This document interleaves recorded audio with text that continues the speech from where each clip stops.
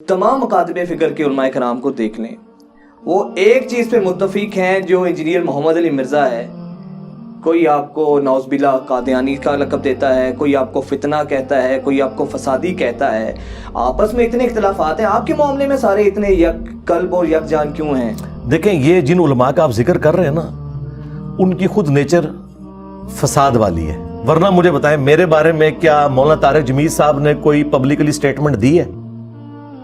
بالکل. یعنی میرے بعد اگر ویورشپ ہے کسی کی پاکستان یا ورلڈ لیول کے اوپر تو طارق جمیل صاحب ہیں.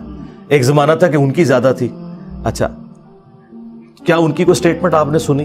مولانا الیاس قادری صاحب کی، مفتی منیب الرحمان صاحب کی، مولانا تقی عثمانی صاحب کی کچھ انڈائریکٹ سٹیٹمنٹس آئی ہیں، لیکن وہ ایمبیگوس ہیں. مجھے مخاطب نہیں اس میں کیا ہوا. انہوں نے ایک جنرل سٹیٹمنٹس دی ہیں، اس لیے کہ انہیں پتہ ہے کہ یہ بات کر رہا ہے سچائی کی، لیکن بات رسوائی کی ہے. یہ جو آپ کو باقی علماء نظر آ رہے ہیں نا، ان کی کوئی وقت اس حوالے سے نہیں ہے.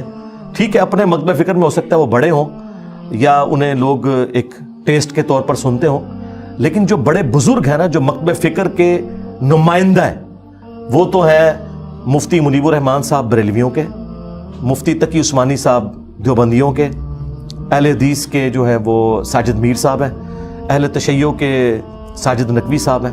ان چاروں میں سے کسی کی میرے بارے میں کوئی سٹیٹمنٹ نہیں ہے.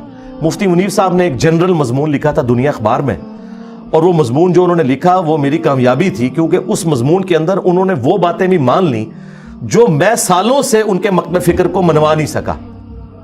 مثلا انہوں نے یہ بات مان لی کہ کسی نبی کا اختیار نہیں کہ کوئی معجزہ دکھا سکے. تو انجینئر صاحب جو ہمارے بزرگوں کو کہتے ہیں کہ وائٹ ہاؤس لا کے مارگلا ہلز پہ رکھ لو تو ہم تمہارے بزرگوں کی اس کرامت کو مان لیں گے.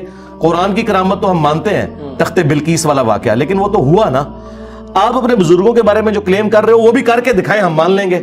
تو اس کے جواب میں انہوں نے پتہ کیا لکھا؟ انہوں نے کہا کہ کافر بھی انبیاء سے کہتے تھے یہ کر کے دکھاؤ، تو انبیاء اس کے جواب میں کہتے تھے کہ ہمارا تو کوئی اختیار نہیں، اللہ جب چاہتا ہے کر دیتا ہے. یہ بات ہم بریلویوں کو پوری زندگی نہیں منوا سکتے تھے کہ نبی کا بھی اختیار کوئی نہیں ہوتا جب تک اللہ تعالیٰ نہ چاہے. وہ تو کہتے ہیں کہ وہ تو چاہیں تو اشاروں سے اپنے کایا ہی پلٹ دے دنیا کی، یہ شان ہے خدمت گاروں کی، سرکار کا عالم کیا ہوگا. حالانکہ قرآن تو یہ کہہ رہا ہے کہ نبی بھی معجزہ نہیں دکھا سکتا اپنی مرضی سے.